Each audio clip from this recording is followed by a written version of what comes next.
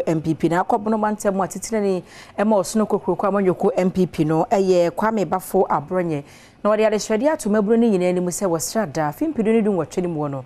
ase wontimu ye wonde de dodo ka ho bi na ma wantumi am break it na sabre ya wodi asi wadi so be break it no stress wo bia nyina adwuma te se de wo opposition no de asese wo ye bia wonye se be ya amanyoko no bekoso atena benwane so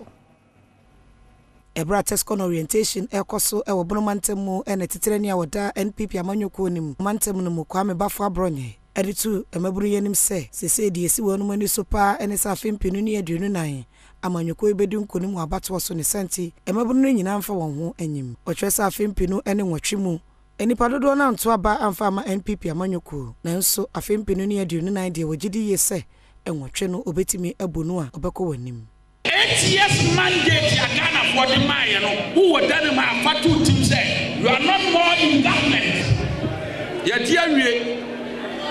who are government appointee, for two teams say, 8 years mandate na about we. Let us fight the break the 8 Mr. Opposition Party. Say I'm come back to the 2016 drawing board now Kunsa the break the 8 na go na yedi obia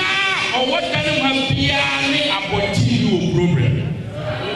enwachi ena Bono mantem mu mabunu dom frefo Abdulrazak Opon enso editu dwase ogidi ye pass ento a wo mo Bono emrase bedwa akonwa nsia e wo mantem mu a wo hwere ya NDC amanyoko ne 5 wa fempinu ni aduonu mu no obetimi agye ne nyina I was 2024 ni beduru a ye be she campaign ase no na ba bi ti se German no na ba bi ti se German South na ba bi ti se Banda na ba bi ti se Doma West ni ya di kan see in advance ansa na time wona so ama ya go ye betima ye kan ya ho bomu a ye betima ye ama na ye ne krakra na enka ne mrahye bedwani yo wo Doma West abaton pesua so Ali Maiga enso ede afutu ema amanyoko no echitafo NDC is bringing a former president. They are bringing a former president. Among our candidates, the best we have is a vice president. It will be the former president.